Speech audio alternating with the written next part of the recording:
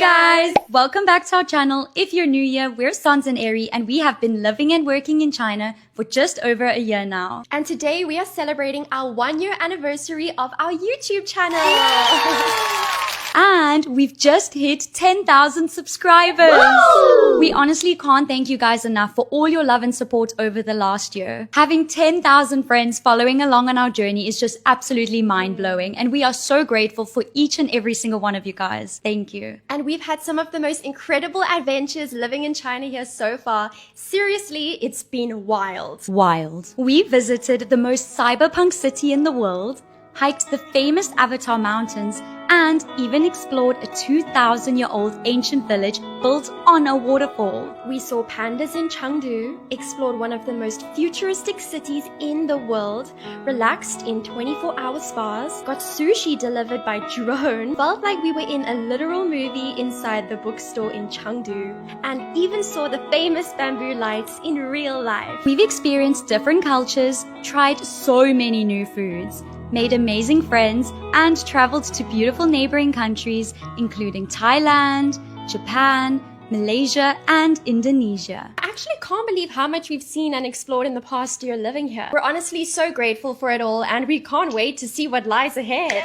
And we actually have something super exciting to share with you guys. We've officially just launched our very first ebook. Yes. It's called So How Do I Become an ESL Teacher in China? And it's a complete step-by-step guide to help you land a teaching job here in China. We cover everything. The requirements to teach in China, The application process, interview tips, visa guidance, recruiter contacts, school red flags, and even some insider hot tips that we wish we knew before moving to China. We've poured months of hard work into it, as well as our first-hand experience, to make it as helpful and practical for you as possible. So if you've been thinking about teaching in China, or you're just curious about how it all works, then this guide has literally everything you need to get started. So if you're interested, you can purchase the ebook through the link in our bio or in the description below, but we are honestly so excited for you guys to check it out. And to celebrate our 1 year living in China, as well as our 1 year anniversary of our YouTube channel, we thought this would be the perfect time to sit down with you guys and answer all of your questions. So let's get into it! Question number 1. What made you want to live and work in China, especially with all the anti-China propaganda online?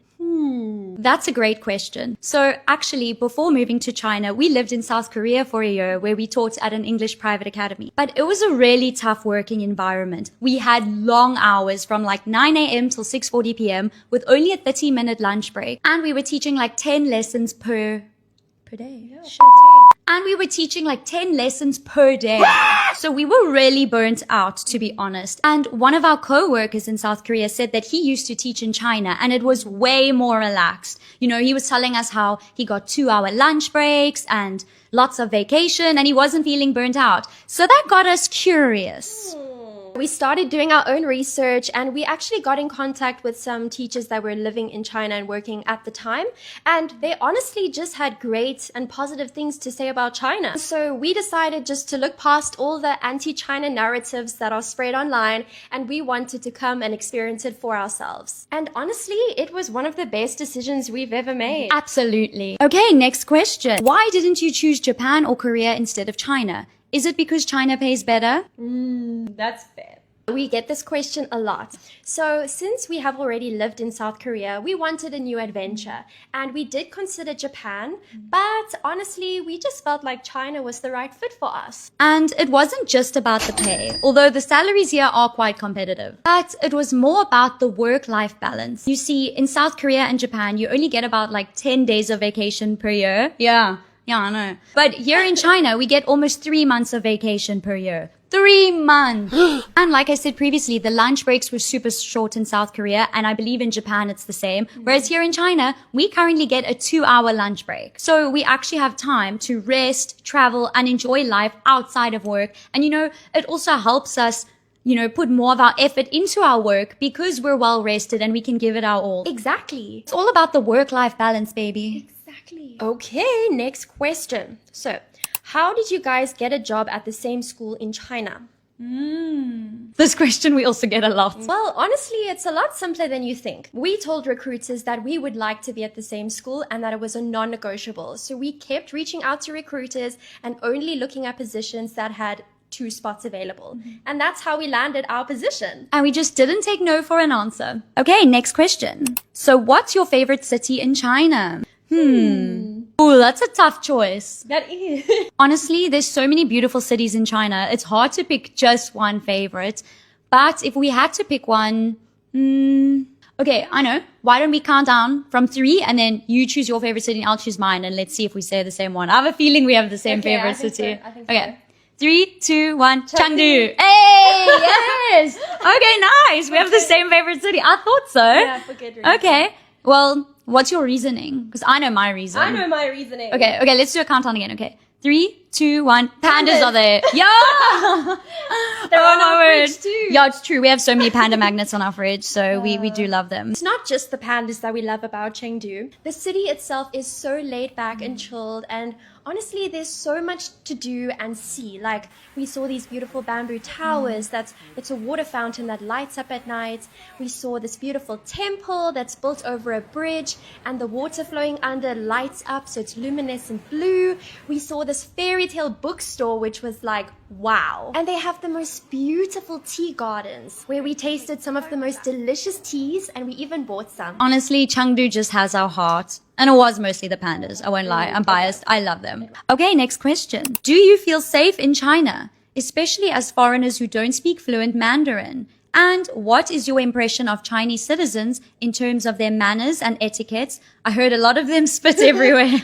Well, we feel so safe here. Honestly, China is one of the safest countries we've ever been to, right? Yeah. And even walking outside at night, we just feel so safe. And being from South Africa, that is definitely something that we would never take for granted. Absolutely. As for manners and etiquettes, yeah, there are a few cultural differences. For example, the spitting thing really did shock us at first. If you don't know, in China, it's very normal for people to just spit in public, like out and about. Someone will be walking in front of you and they'll just start spitting in the bush or even out their car window. Our bus driver does that a lot. But here, it's not considered rude. It's really just a habit. Like, everyone seems to do it, even though it's something we absolutely can't get used to. I mean, we've kind of gotten used to it now, but if someone spits and they're standing quite close to us, then it does frighten us. Quite scary. Yeah, we always get a fright. And you know, people can also be quite loud in public places, especially like on our community bus. There's always people yelling at each other across the bus. People are eating like smelly foods and, you know, there's always people FaceTiming their grandma on the bus. So it's quite loud and chaotic and, you know, it can be really overstimulating for us. That is something I have not gotten used to. I think personal space in China is not really a thing. You know, people also walk into you in public. You know, you have to walk out of the way. Be careful. So yeah, that's definitely something to get used to. And the staring is quite intimidating. People love to stare or even take photos of you if they're not used to seeing a foreigner. And at first, it was quite a little bit invasive. It was like, ooh, they should ask for permission. But now we're used to it. And sometimes we even ask them if we can take photos with them, because why not? But honestly, cultural differences aside, people here are super friendly and welcoming. We've had the most lovely experience with people here. Yeah, I mean, we're even besties with our estate agent now. She showed us around. She helped us get this apartment that we're living in. And then ever since then, we've been really good friends, and she has us over for Chinese barbecue. We've gone to karaoke together. It's honestly just the sweetest friendship. And you know, we're even friendly with our landlord. She lives opposite us, and when it's special occasions here in China, we give her some fruits and she gives us some fruits back. So everyone here is so welcoming and friendly. I can't even tell you. Next question. Are you a couple? The burning question. Are you guys a couple? Are you sisters? Are you twins? Are you second cousins removed? Yes. All of the above. Well, I'm gonna love you and treat you right. I'm gonna give all my love to you, darling, under the light. No. We are best friends. We've been friends from the age of 6 years old. We went to primary school together, high school, university, and we even lived together in university as well. And then we moved to South Korea together to teach English. We've been traveling the world, and now we're living together in China teaching English. So, you know, we're definitely more than friends. We are sisters at this point, basically blood related. But no, unfortunately, we're not a couple. Next question. What's the cost of living like in China? You know, the cost of living in China is actually really affordable. Like, for example, we pay about $550 per month for our nice 2-bedroom apartment in a security complex, but you can even get apartments for way cheaper. That obviously depends on the city as well. You know, tier 1 cities like Shanghai, you'll probably pay 3 times the rent price than here. But in general in China, rent is super affordable. Groceries are really affordable too. And public transport. I mean, you can travel on the metro for like an hour and pay like 5 RMB. Yeah. It's crazy. And sometimes ordering food online through Meituan or going out to eat can be more affordable than eating at home. Okay, next question. How long do you plan on staying in China? Well, to be honest with you, we actually don't have a specific time frame. You know, this is our 2nd year now. We're at the same apartment, same school. We're really happy in the city that we're living in. We're happy at our job. We still have so much of China to see. And, you know, we're not in a rush to leave just yet, but we don't have a specific time frame in mind. We're kind of just taking it as it comes. Okay, next question. People say China is living in the future. What are your thoughts on that? Yeah, honestly, sometimes it does feel like we're living in the future. Actually, if you've seen our recent video, we just posted about how China is living in like 2050. You know, there's driverless cars. Yeah, no one is in the driving seat, and there's robots everywhere, and you can even pay for things with your palm these days. Just walk into the shop and chuk. So yes, it does very much feel like we're living in the future, or maybe everyone else is just living in the past. And you know, everything here is just so efficient as well. I remember when we first moved to China, we realized that our beds were super hard, right? So we needed like a mattress softener, but it was like 2:00 in the morning. And I was like, let me just order the mattress softener online and it'll arrive tomorrow or the next day or whenever. No, it came in 20 minutes. At 2:30, we had mattress softeners sitting outside our door. Like, how crazy is that? That's so cool. That was when we knew China is advanced. Yeah. Okay, next question. What should someone expect in their first week or month in China? Your first week here will probably feel like you're on a roller coaster. It's exciting, it's thrilling, but it's also very overstimulating and overwhelming. Everything is new. The language, the food, how you pay for things, and even how to get around. Just remember that almost everything is done on your phone. So before you come to China, make sure that you have all of the apps already downloaded, like Alipay, WeChat, and also a translator app. That's very important. You should also expect some culture shock. Some things here are very different to back home. For example, the toilets here are squatty potty, and usually there's no toilet paper in the bathroom, so make sure you bring your own tissues on you. Of course, people will stare at you in public. Just don't take it personally. Sometimes they're not used to seeing foreigners, especially in the smaller cities, so it's nothing personal, they're just curious. The language barrier is also quite intense, so we do recommend just try and learn some basic phrases in Mandarin before you come. It will help, and the locals will really appreciate the effort. But also don't worry, the locals are super helpful and friendly, and